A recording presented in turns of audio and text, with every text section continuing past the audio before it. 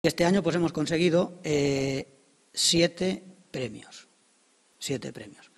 Uno de 600 euros, acompañado de un diploma como el resto, que lo donará Fundación Espejo, a través de un colaborador que es socio mío de aquí en la escuela, que es mi hermano Celestino Bravo Ayuso, un mecenas de la Fundación.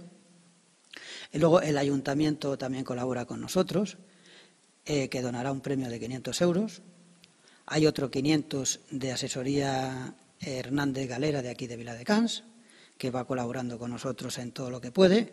Hay otro de 300 euros que lo dona Serviauto Viladecans, otro de 250 el Banco Popular y otro de 250 el Frankfurt como representante de los establecimientos de la Rambla. Yo supongo que algún día cogeremos alguno más, pero bueno, para ser el segundo año yo creo que ya es bastante. Intentaremos que incremente el número de premios.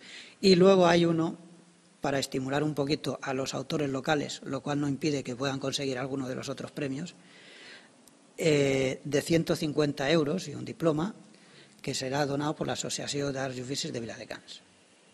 O sea, yo creo que tendremos una participación bastante pronunciada, bastante asequible.